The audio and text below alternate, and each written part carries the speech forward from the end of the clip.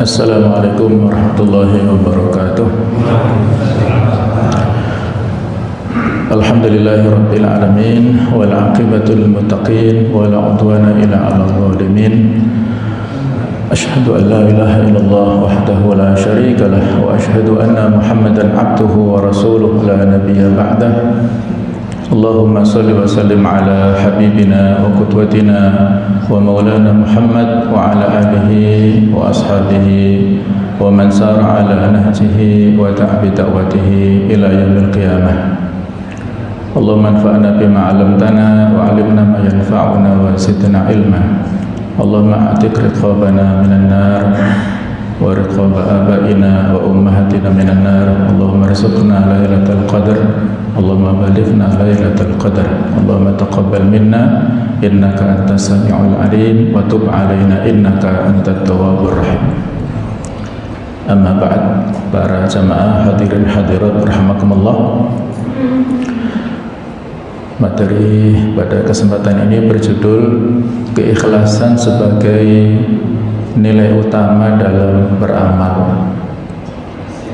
Ikhlas sebuah kata yang ringan kita katakan, tetapi berat dalam pengamalannya.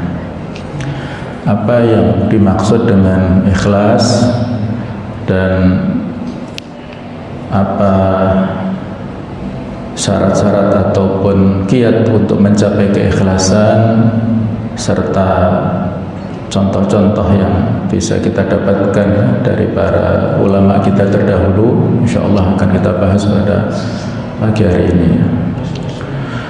Tentang definisi ikhlas, banyak ulama yang menyampaikan penjelasannya, tapi diantaranya adalah bahwa ikhlas secara bahasa berarti bersih atau murni, yang mungkin kalau dalam bahasa kita bisa bermakna tulus.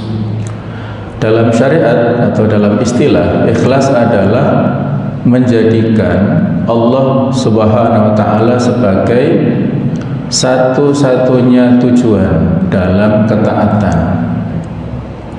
Tanpa ikhlas, amal sebesar gunung pun akan menjadi debu yang berterbangan, tidak berarti apa-apa. Kata Abdullah bin Mubarak, rubba amalin kabir tusaghiruhun niyah. Betapa banyak amal yang besar tetapi menjadi kecil karena niatnya yang tidak ikhlas. Wa rubba amalin saghir tukabbiruhun niyah. Dan boleh jadi amalan itu ringan atau kecil, biasa saja, menjadi besar dikarenakan oleh niatnya. Jadi yang penting itu adalah keikhlasan dalam niat kita masing-masing ini yang menentukan diterima atau ditolaknya amal itu oleh Allah Ta'ala. Boleh jadi amal itu prestisius, besar, disebutkan dalam hadis Sahih Muslim, nanti di hari kiamat ada 3 orang yang pertama-tama diadili oleh Allah Subhanahu wa taala, yaitu orang yang mati syahid, orang yang memiliki ilmu dan dia ahli dalam bidang Quran, yang ketiga adalah dermawan. Masing-masing ini ditunjukkan nikmatnya oleh Allah Ta'ala. Madza amilta fiha, apa yang kamu lakukan dengan nikmat-nikmat itu? Masing-masing mengaku ikhlas, tetapi Allah Maha tahu dengan niatnya. Allah katakan kadzabta, kamu berdusta. Orang yang mati syahid ternyata dia ingin disebut sebagai pemberani atau sebagai pahlawan. Waqad qila, dan orang-orang telah memberikan predikat pahlawan kepadanya. Akhirnya diseret wajahnya, dilemparkan ke neraka. Yang kedua juga sama, mengajarkan ilmu supaya dipanggil ustadz atau kiai. atau muballigh. Juga orang yang rajin dan pandai dalam bidang Quran supaya dipanggil qari, ahli dalam bidang Quran. Mengaku ikhlas, tapi Allah Maha tahu dengan niatnya masing-masing. Akhirnya diseret wajahnya, dilemparkan ke neraka. Yang ketiga sama, dia mengaku ikhlas dalam hal berinfak sedekah, tidak ada satu peluang pun kebaikan kecuali dia berikan sedekah, tetapi Allah Maha tahu dengan niatnya yang riya untuk mendapat pujian sebagai donatur terbesar di sebuah masjid atau sebuah pesantren. Banyak masjid yang dibangun oleh satu orang, terkenal siapa yang bangun, si fulan luar biasa. Kalau dia itu niatannya untuk mendapat citra baik di mata masyarakat, maka Allah menolak amalnya dan menyeret wajahnya, dilemparkan ke neraka. Waliyadzubillah. Ini amal yang besar, prestisius menjadi kecil, tidak berguna, tidak diterima disebabkan karena niat yang tidak ikhlas. Kebalikannya amal yang sepele, amal yang biasa saja, tapi karena ikhlas Allah ridho, menerima. Sebagaimana sebuah riwayat yang sebagian menolak, tetapi riwayat ini betul ya. Jadi ada seorang yang wanita pelacur yang sering melakukan dosa besar ya, tetapi ketika melihat anjing yang kehausan ya, dia turunkan sepatunya pakai tali di sumur, dia ambil air, dia minumkan kepada anjing yang kehausan sehingga anjing ini bisa selamat. Allah ridho dengan perbuatan wanita ini, Allah mengampuni dosa-dosanya dan memasukkan ke surga.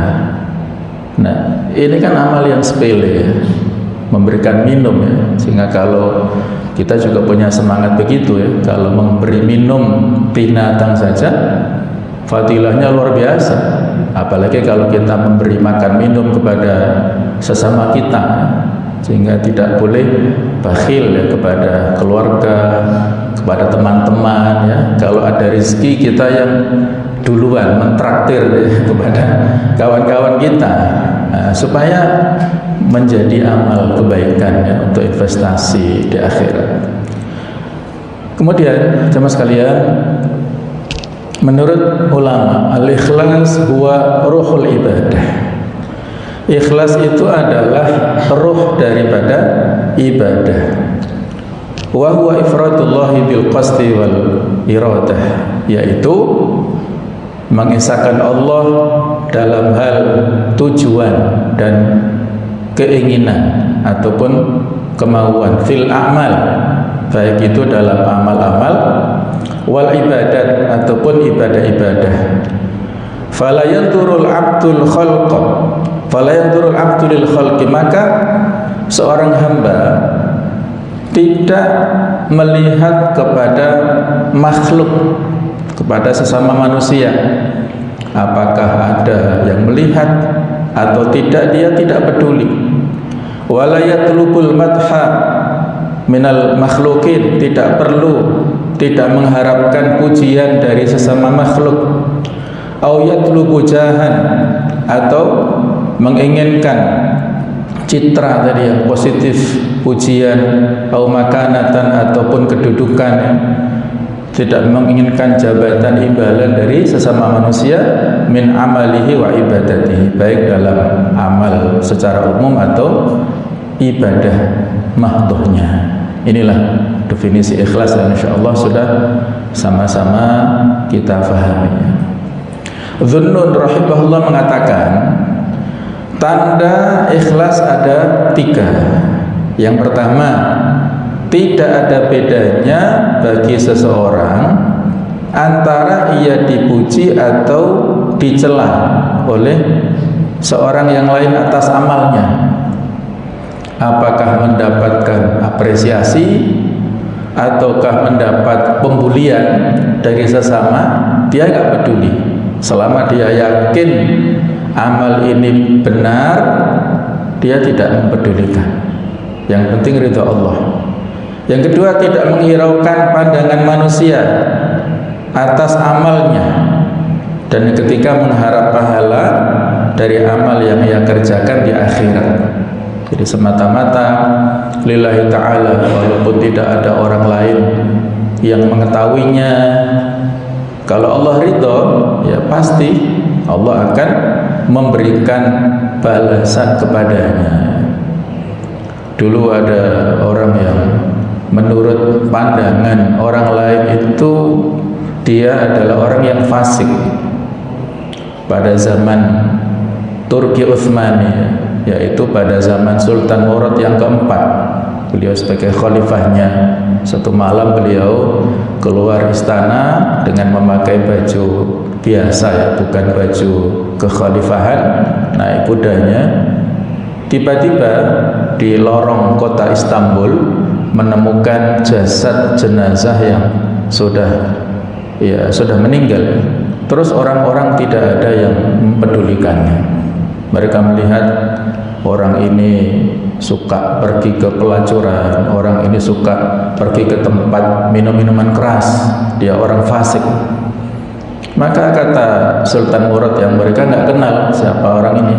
Ini kan juga saudara kita, umatnya Nabi Muhammad. Mana rumahnya? Nah, ditunjukkan rumahnya di sana. Nah, maka dibawalah oleh khalifah, dan pada saat mengetuk rumahnya disambut oleh istrinya si almarhum ini, ya. Dan dikatakan kalimat yang membuat khalifah terperanjat. Rahimakallahu ya waliyullah.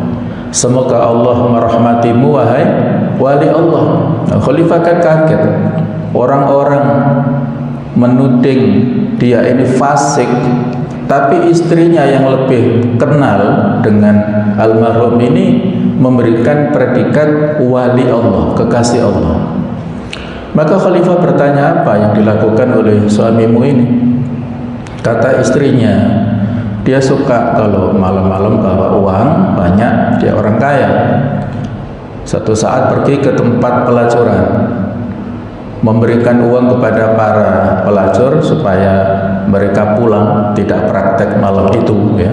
Wes ini berapa hargamu? Biasanya segini, ini pulang, ya. Jadi pulang semuanya, enggak jadi praktek pada malam itu.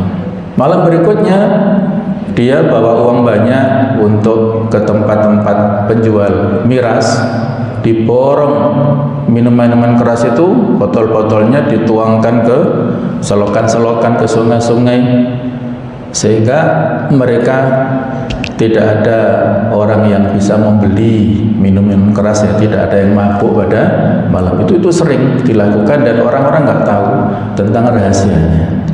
Kata istrinya, wahai suamiku, kalau anda biasa melakukan ini, orang-orang tidak paham, mereka akan menuding anda ini sebagai orang yang fasik, ahlul maksiat. Kata dia, tidak masalah. Insya Allah kalau saya meninggal, nanti jenazah saya dirawat oleh sultan, oleh khalifah, dan saya akan disolati oleh penduduk sekota ini. Masya Allah, ini rupanya ilham, ya, yang Allah Ta'ala berikan kepada beliau. Dan betul, ya, ternyata khalifah minta izin kepada istrinya, kalau begitu izinkan saya membawa jenazah suamimu, kemudian dibawa ke istana, dimandikan, dikafani, dan disolati oleh seluruh masyarakat muslim yang ada di kota Istanbul. Nah itulah, ya Allah, ya, keikhlasan itu akan menjadikan orang-orang yang walaupun pada awalnya membenci, akhirnya mereka ridho. Manil tamasa ridallah bi sakhtin nas radhiyallahu anhu wa ardan nas anhu. Siapa yang mencari ridha Allah walaupun dampaknya orang-orang marah kepadanya, maka Allah ridha kepada orang itu, dan Allah menjadikan orang-orang ridho kepada orang itu. Nah, ini contoh konkret betapa keikhlasan itu akan menjadikan Allah ridho, dan Allah membuat orang-orang pun ridho kepadanya. Ikhlas ketika ini kata Ibnu Qayyim yaitu adalah engkau tidak ingin ada yang menyaksikan amalmu selain Allah dan tidak ingin ada yang membalas selainnya. La nuridu minkum jazaa wala syukura. Kami tidak menginginkan pahala balasan dari kalian. Kemudian jemaah sekalian, tentang landasan dalil insyaallah sudah sama-sama kita hafal ya di surah Al-Bayyinah ayat yang kelima, wa ma umiru illa liya'budullaha mukhlishina lahuddin. Padahal mereka tidak disuruh kecuali supaya menyembah Allah dengan memurnikan ketaatan kepadanya dalam menjalankan agama yang lurus. Pesan di ayat ini menegaskan bahwa ikhlas itu bukan dalam tanda kutip pilihan tambahan, melainkan perintah utama dalam beragama. Ada pengkhususan, wa ma umiru, tidaklah mereka diperintah illa, nah, ini penegasan, kecuali liya'budullah, supaya beribadah dengan ikhlas. Sedangkan dalil dari hadis Nabawi, hadis yang terkenal innamal a'mal binniyat, nanti ada penjelasannya juga ya. Kemudian ada hadis qudsi tentang masalah riya. Disebutkan dalam hadis qudsi ini Allah Ta'ala berfirman, ana aghna syuraka, aku adalah zat yang paling tidak butuh kepada sekutu. Faman amila amalan asyraka fihi ghairi taraktuhu wa syirki. Barang siapa yang beramal suatu amal yang di dalamnya ia menyekutukan aku dengan selainku, maka aku tinggalkan ia dan sekutunya. Hadis riwayat Muslim. Allah enggak butuh. Allah Maha Pencemburu, tidak ingin diduakan. Kalau ada orang yang beramal untuk Allah dan untuk makhluk, silakan diberikan kepada makhluk. Allah tidak akan memberikan balasan kepadanya. Sehingga walaupun dulu ya ada orang-orang jahiliyah yang mereka kenal Allah sebagai Rabb-nya, Allah sebagai penciptanya, tetapi mereka melakukan praktek kesyirikan dengan membuat tandingan-tandingan berhala-berhala sebagai wasilah untuk beribadah kepada Allah, maka Allah tidak butuh dengan sarana prasarana itu. Kalau dulu orang Arab jahiliyah membuat patung-patung berhala sebagai sarana untuk mendekatkan pada Allah, tapi kalau sekarang ya hati-hati, jangan sampai menjadikan makhluk-makhluk Allah sebagai sarana untuk bertakarub kepada Allah. Hati-hati, kita tidak memvonis ya, tetapi berhati-hati, jangan sampai memudah-mudahkan dalam masalah itu. Ya, masalah ibadah yang ikhlas ini betul-betul harus dikawal dengan baik. Jangan sampai menjadikan sarana prasarana yang itu membuat Allah cemburu tadi ya. Ana aghna syuraka, aku zat yang tidak butuh dengan tandingan. Siapa tandingannya? Seluruh makhluk itu syuraka. Selain Allah itu makhluk. Apakah malaikat ataukah rasul itu makhluk? Maka jangan sampai menjadikan tandingan-tandingan itu sebagai wasilah untuk bertakarub kepada Allah. Ini persoalan yang sensitif ya, saya agak bagaimana begitu ya. Tapi intinya hati-hati, jangan sampai memudah-mudahkan dalam masalah ini. Ikhlasun niyah ya, niatnya ikhlas. Ada dua syarat yang sudah sama-sama kita fahami, syarat kabulnya amal kita. Yang pertama yaitu ikhlasun niyah. Niat itu harus betul-betul ikhlas lillahi ta'ala. Yang kedua adalah muwafaqatus syariah. Amal itu harus sesuai dengan petunjuk sunnah Rasulullah Sallallahu Alaihi Wasallam. Dalilnya sudah kita sebutkan tadi, Hadis innamal a'mal binniyat, sesungguhnya semua amal perbuatan itu tergantung pada niatnya. Wa innamal likulli imri'in ma nawa, dan sesungguhnya bahwasanya bagi setiap orang itu apa yang telah menjadi niatnya, sesuai dengan apa yang ada di dalam tujuannya. Kemudian di akhir surah Al-Kahfi 110, Allah Ta'ala berfirman, faman kana yarju liqa'a rabbih, maka barang siapa yang mengharapkan pertemuan dengan Rabb-nya, falyamal amalan salihah, maka hendaklah mereka beramal soleh, wala yusyrik bi ibadati rabbi ahada, dan jangan seorang menyekutukan Allah dalam beribadah kepadanya, ya. Jadi falyamal amal soleh itu adalah syarat yang kedua tadi, sesuai dengan petunjuk Rasul. Sedangkan wala yusyrik bi ibadati rabbi ahada adalah syarat pertama, yaitu ikhlas lillahi ta'ala dalam amalnya, tidak ada tujuan untuk selain Allah Subhanahu wa ta'ala. Kemudian jamaah sekalian, Allah Ta'ala memerintahkan kepada kita untuk melakukan amal yang terbaik, amal yang berkualitas.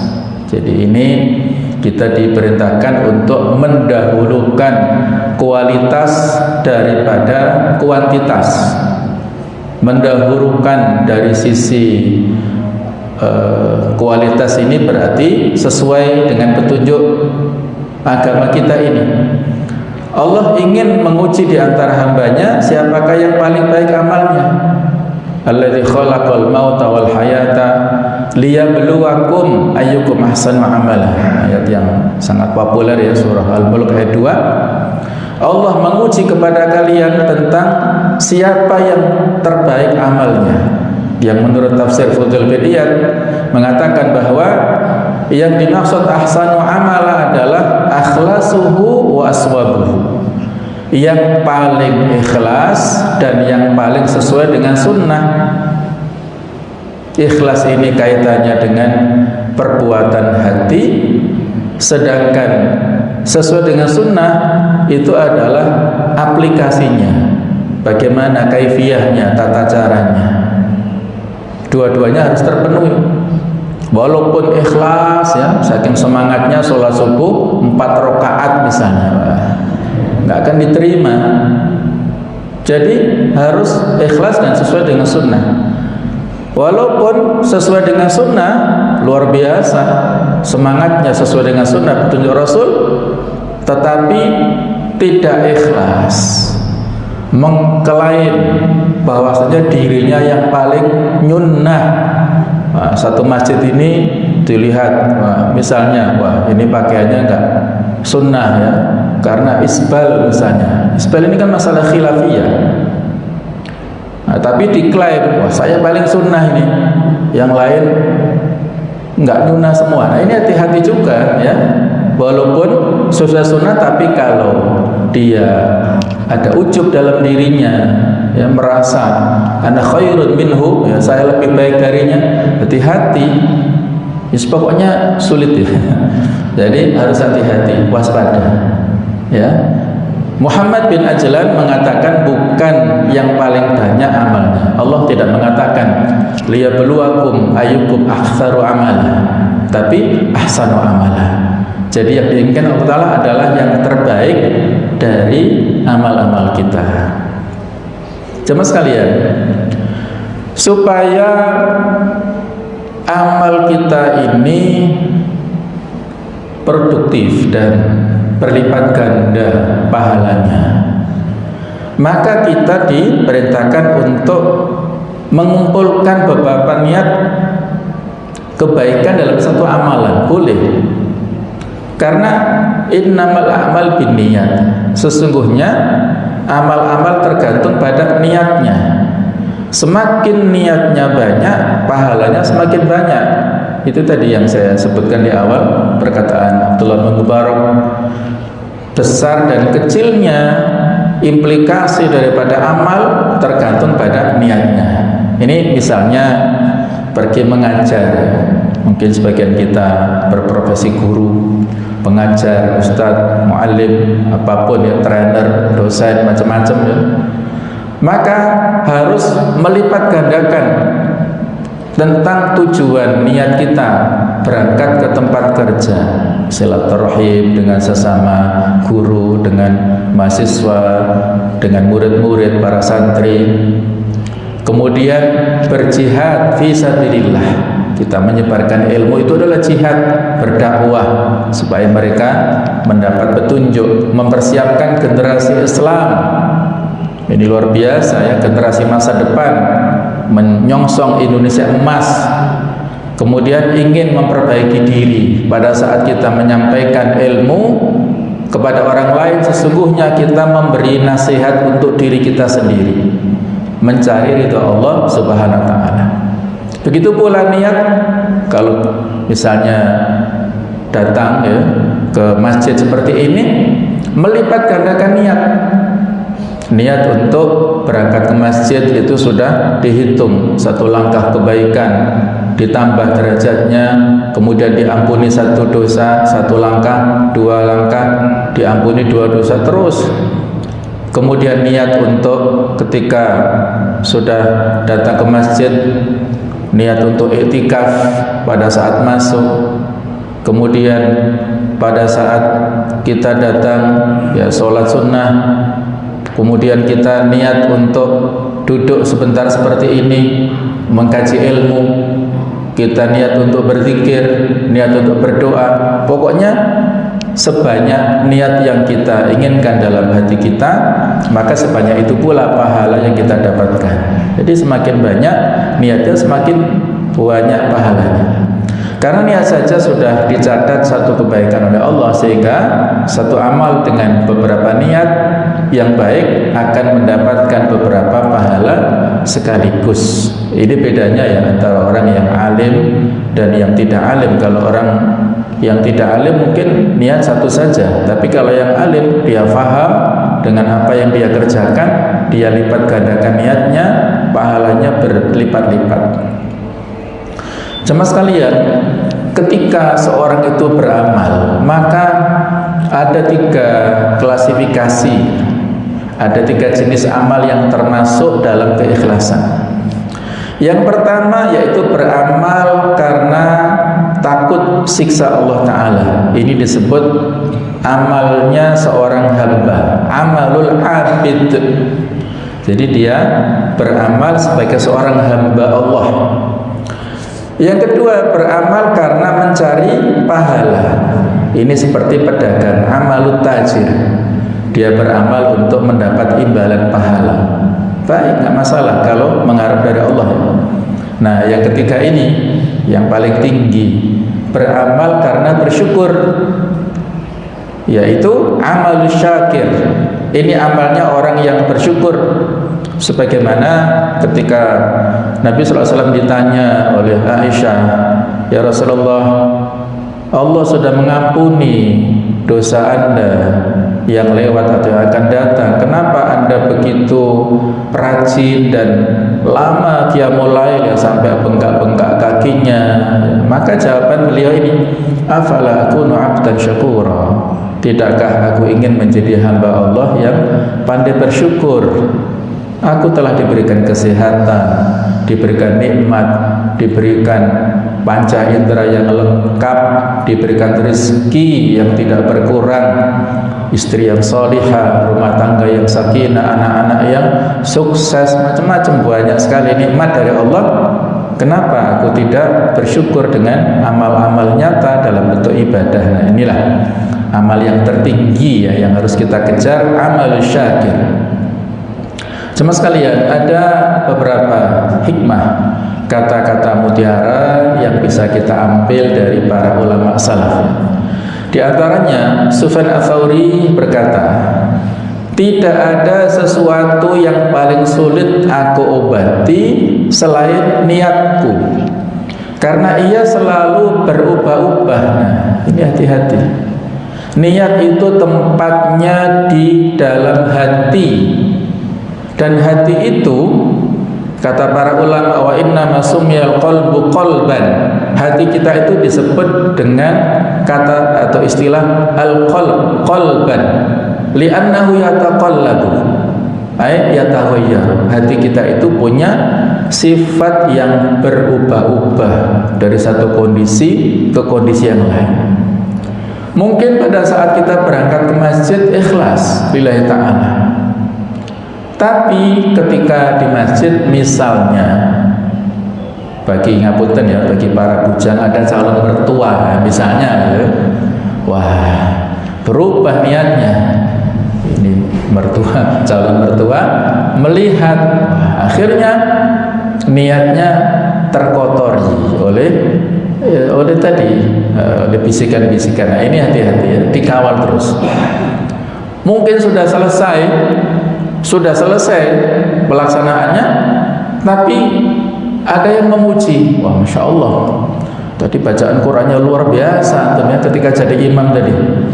Oh iya dah, wah begitu ya. Akhirnya turun ya nilainya ya, dari yang sebelumnya ikhlas, ketika mendapat pujian akhirnya menjadi ujub, menjadi urur ya, terpesona, terpedaya dengan pujian dari orang lain. Hati-hati ya, berubah-ubah, harus kita jaga.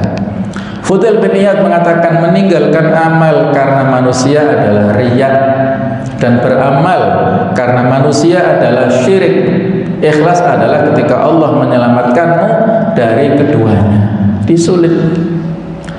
Kalau kita meninggalkan amal ya, jangan-jangan nanti ada dampak begini-begini. Nah itu nggak boleh. Tetap bismillah, kita terus beramal, nggak peduli dengan dampak nanti persepsi manusia seperti apa. Kemudian kalau orang yang beramal karena manusia adalah syirik, jadi riya itu adalah syirik kecil yang bisa menghilangkan amal kita. Berikutnya Imam Syafi'i rahimahullah mengatakan, aku ingin manusia mempelajari ilmu ini, ilmu beliau, tanpa menyadarkan satu huruf pun kepadaku. Masya Allah, ini wujud ikhlas yang luar biasa. Tidak butuh pengakuan, tidak perlu ya seolah-olah mendapat sanad, istilahnya sekarang ya, wah, telah mendapat sanad dari beliau, nggak perlu.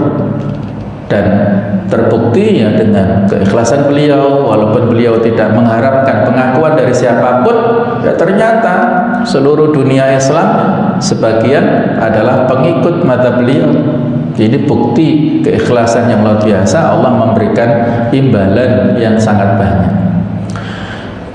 Sama sekali rahmatullah, ada sebuah hadits yang sahih diceritakan oleh Bukhari Muslim tentang seorang yang ikhlas pada saat bersedekah. Jadi suatu saat orang yang punya harta banyak ini keluar rumah dan membawa harta yang banyak dan mengatakan, la asaddaqan, saya akan bersedekah kali ini. Siapapun terserah, pokoknya dia ingin sedekah. Tiba-tiba ketemu dengan seseorang, dikasihlah harta kepada orang itu. Pada pagi hari orang-orang di kampung itu membicarakan kasus ini karena yang dikasih sedekah itu ternyata seorang pencuri. Nah, mereka bilang, ini gimana sih yang dikasih kok orang yang mencuri, kok bukan orang yang rajin ibadah. Ya, mereka menganggap salah sasaran. Maka dia mengatakan, lakal hamdu ya Allah, segala puji bagimu ya, kepada adalah berikan kepada pencuri. Kemudian berikutnya dia membawa harta lagi dan akan bersedekah. Ternyata bertemu dengan seseorang yang ternyata dia adalah pezina, yang mungkin semacam pelacur. Dikasih, orang-orang juga protes, kenapa yang dikasih kok orang yang ahlul maksiat?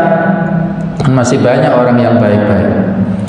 Yang tahap berikutnya yang dikasih orang kaya. Orang-orang juga protes, kenapa yang dikasih orang kaya? Kan harusnya kepada orang miskin. Maka dia bertawakal kepada Allah Ta'ala dan dia mendapatkan informasi berita dalam mimpi. Yang Allah Ta'ala memberikan informasi dalam mimpi itu, intinya Allah menerima sedekahnya dan menjadikan pencuri taubat dari profesinya karena dia mendapat hidayah, dengan harta itu dia jadikan sebagai modal untuk usaha yang halal. Begitu pula pelacur ini taubat dari kesalahannya, dia punya harta banyak untuk modal usaha, meninggalkan dunia hitam. Kemudian orang kaya mendapat ibroh, mendapat hikmah.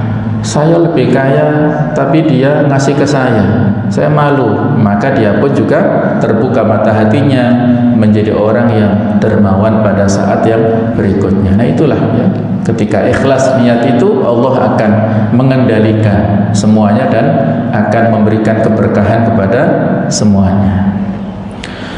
Tentang kisah nyata keikhlasan ini bisa kita dapatkan diantaranya dari cicit Rasulullah Shallallahu Alaihi Wasallam yang namanya juga Ali ibnu Husain ibnu Ali ibnu Abi Thalib ya. Jadi cicit Rasulullah. Kalau Husain kan cucunya ya. Ali ini cicit yang dikenal dengan istilah Zainal Abidin. Beliau biasa memanggul karung gandum untuk dibagikan ke rumah-rumah janda dan fakir miskin di Madinah secara sembunyi-sembunyi, tidak ada yang tahu siapa pemberinya selama bertahun-tahun. Puncaknya saat beliau wafat, penduduk Madinah baru sadar bahwa bantuan itu berhenti. Ketika memandikan jenazahnya, mereka menemukan bekas luka hitam di punggungnya akibat memikul karung gandum setiap malam demi menjaga rahasia amannya dari manusia. Jadi tiba-tiba berhenti, tidak ada yang memberi gandum setiap pagi di rumahnya. Ternyata yang memanggul gandum adalah cicit Rasulullah SAW, yaitu Ali Zainal Abidin ini. Masya Allah, luar biasa. Itulah keikhlasan beliau. Contoh yang lain yaitu Abdullah bin Mubarak. Beliau ini Masya Allah pribadi yang luar biasa. 1 tahun beliau berjihad, tahun berikutnya beliau berhaji, terus begitu bergantian. Pada saat di medan perang itu luar biasa ya. Ketika ada musuh yang tidak terkalahkan, maka beliau yang maju dan tertutup mukanya, tidak diketahui.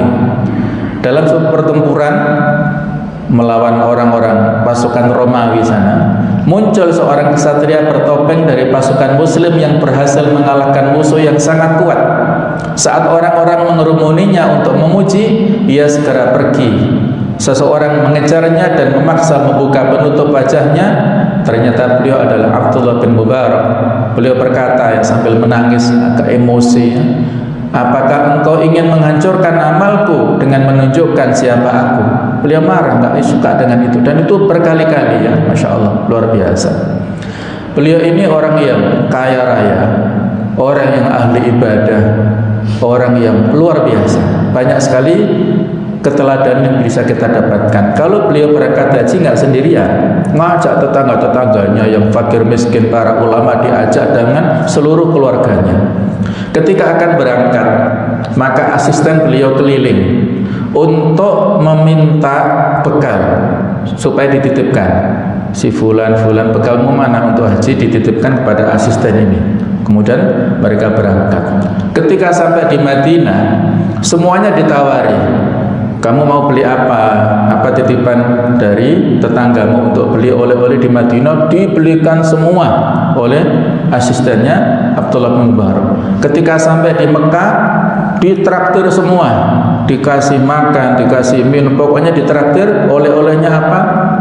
Ketika pulang, beliau ini di Khurasan tinggalnya ya. Ketika pulang, 3 hari berikutnya Abdullah bin Mubarak silaturahim satu persatu kepada jamaah haji yang diajak dan dikembalikan bekal yang sebelumnya dititipkan oleh tiga aset itu, dikembalikan. Ini bekal panjenengan masih utuh, tidak berkurang sedikit pun. Subhanallah ya, luar biasa ya. Itulah kedermawanan dari Abdullah bin Mubarak, luar biasa ya. Itu ulama yang luar biasa, banyak sekali kita lihat dari beliau. Berikutnya jemaah sekalian, bagaimana kiat-kiat untuk menggapai keikhlasan? Yang pertama, sembunyikan amal. Usahakan kita memiliki amal rahasia yang hanya diketahui oleh Allah Ta'ala dan Anda sendiri, nggak ada orang lain. Bahkan mungkin istri Anda nggak tahu. Paling tidak ada 5 amal yang perlu untuk kita sembunyikan, amal ibadah. Yang pertama, sholat sunnah. Afdhalus sholat fil buyut illal maktubah. Sebaik-baik sholat itu di rumah, kecuali yang wajib, ya 5 waktu di masjid. Maka sholat sunnah di rumah semuanya. Jadi kita sembunyikan dari penglihatan orang-orang. Sholat tahajud terutama ya, atau sholat duha, apapun sholat kita sembunyikan. Yang kedua adalah sedekah.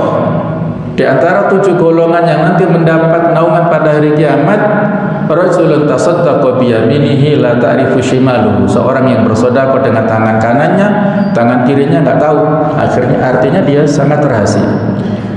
Yang ketiga yaitu puasa sunnah. Nah, ini kita sembunyikan. Puasa sunnah enggak usah dipublish di luar Ramadan, tiba-tiba jam 5:30 waktu maghrib, selamat berbuka puasa. Sopo sing poso gitu ya. Ini menunjukkan dirinya aku poso, tapi nggak dikatakan ya.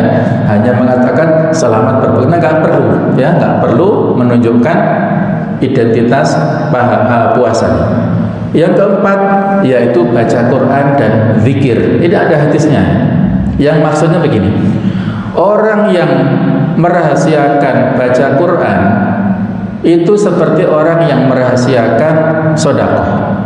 Dan orang yang mempublikasikan baca Quran, menjaharkan baca Quran itu seperti orang yang mempublikasikan sedekah. Artinya apa? Ya saat-saat tertentu boleh, tapi jangan selalu, dan potensi riaknya besar. Kalau untuk memberi contoh syiar, silahkan. Beberapa saat saja silahkan diumumkan sedekah si fulan luar biasa untuk memancing ya, sebagai stimulan silahkan, tapi jangan selalu. Nah begitu pula dalam hal baca Al-Quran dan zikir, insyaallah yang luar biasa semangat masyarakat pada bulan Ramadan ini ya, baca Quran di mana-mana. Ya sesekali boleh, tapi jangan selalu. Kan kalau orang mendengar bacaan Quran kan wajib untuk diam dan betul-betul mendengar ya. Kalau enggak begitu kan akhirnya orang yang mengabaikan itu menjadi berdosa. Apakah kita ingin menjadikan orang berdosa akibat perbuatan kita? Kan enggak begitu. Nah ini panjang bacaannya ya, konsekuensinya. Jadi intinya harus disembunyikan. Yang kelima adalah doa. Doa untuk sesama muslim itu kita rahasiakan, karena itu akan diaminkan oleh malaikat. Yang kedua, sadari kerugian riya. Ingatlah bahwa pujian manusia tidak menambah rezeki dan tidak menunda ajal. Sangat rugi lelah beramal, tapi hanya dapat cap jempol manusia, namun murka Allah. Hanya dapat like saja misalnya ya, atau hanya dapat tambahan subscriber saja misalnya.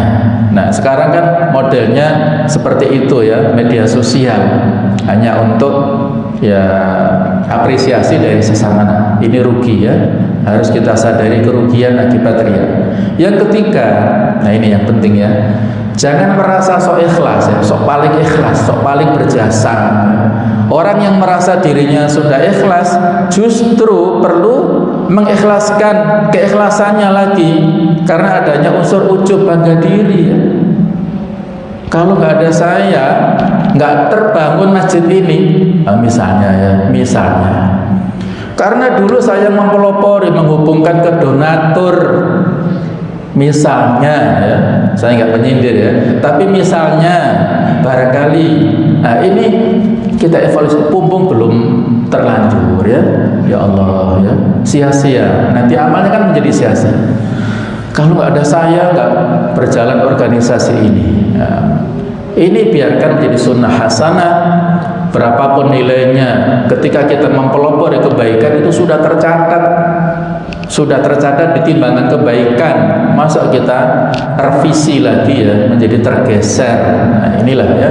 Jadi jangan merasa sok paling ikhlas, sok paling pahlawan, sok paling berjasa. Nah kemudian doa ya, penting. Allahumma ja'al amali kullahu sholihan, ya Allah jadikan amalku semuanya soleh, waj'alhu liwajhika khalisan, ya, ikhlas lillahi ta'ala, untuk mencari ridhamu, wa la taj'al ahadin fihi syai'an, bukan untuk orang lain ya, bukan untuk makhluk. Nah ini 3 afat itu penghalang ya. Afatul ikhlas, ada penghalang-penghalang keikhlasan, yaitu riya, ingin dilihat dan mendapat pujian. Sum'ah, ingin didengar. Subhanallah, luar biasa, ada masjid terdengar suara bacaan Quran seperti murotal kaset, tapi ternyata manusia. Siapa dia? Nah luar biasa, ingin didengar dengan bacaan Qurannya, mendapat pujian, itu sum'ah. Kemudian ujub, bangga diri. Nah ini hati-hati ya. Kata Ali bin Abi Thalib, orang yang riya ini memiliki 3 ciri ya, yaitu yang pertama, apabila sendirian maka dia enggak menjadi pemalas, enggak ada orang lain. Misalnya sholat qiyamul lail enggak ada, maka di masjid enggak ada orang lain, enggak jadi misalnya ya. Kalau di luar Ramadan, kalau Ramadan kan ramai. Apabila berada di tengah orang-orang, ia semakin bertambah semangat. Tapi kalau sepi peminatnya, nggak ada yang mendukung, ya dia nggak semangat. Yang ketiga, dia akan meningkatkan amalnya jika dipuji, dan akan mengurangi amalnya jika dicela oleh orang lain karena melakukannya. Kemudian doa yang bisa kita lengkapi untuk supaya kita dijauhkan dari riya dan ikhlas, yaitu ini, ada 2 versi riwayat yang mirip ya. Kalau kita biasanya baca yang kedua ini pada saat wirid pagi ya, Allahumma inna na'udzubika min an nusyrika bika syai'an na'lamu wa nastaghfiruka lima la na'lamu. Ya Allah, kami memohon perlindungan kepadamu dari mensekutukanmu dengan sesuatu yang kami ketahui, dan kami mohon ampun apabila kami nggak sadar tadi ya. Kalau kita nggak sadar, maka kita memohon ampun. Kalau kita sadar, ya, itu kita harus berlindung dari segala macam yang bisa membatalkan keikhlasan. Ini yang terakhir ya, bahwa kesimpulannya ikhlas adalah ruh dari sebuah amal. Amal tanpa ikhlas seperti jasad tanpa nyawa, nah, bisa berjalan ya, mati jasad itu. Mari kita periksa kembali setiap langkah kita. Untuk siapakah kita melakukan ini semua? Kita berpuasa capek-capek, untuk berlelah-lelah, haus, dahaga, lillahi ta'ala, bukan untuk yang orang lain. Kemudian penutup, semoga Allah Ta'ala menjadikan kita hamba-hambanya yang mukhlisin, orang-orang yang ikhlas, dan kalau bisa mukhlasin, orang-orang yang dipilih Allah karena keikhlasannya. Mukhlisin ini ya dari sisi kita mengikhlaskan diri kita, tapi kalau mukhlas itu derajatnya orang-orang pilihan yang Allah Ta'ala pilih, dan orang-orang yang terhormat di sisi Allah Subhanahu wa Ta'ala. Barakallahu fikum, semoga kita semuanya bisa menjaga keikhlasan dalam semua amal kita, dan mudah-mudahan kita dipertemukan di surganya Allah Ta'ala bersama para nabi, para syuhada, para sholihin, wa hasuna ulaika rafiqa. Mereka adalah teman-teman yang terbaik. Mohon maaf kalau ada kekhilafan. Subhanakallahumma bihamdik, asyhadu an la ilaha illa anta, astaghfiruka wa atubu ilaik. Wassalamualaikum warahmatullahi wabarakatuh.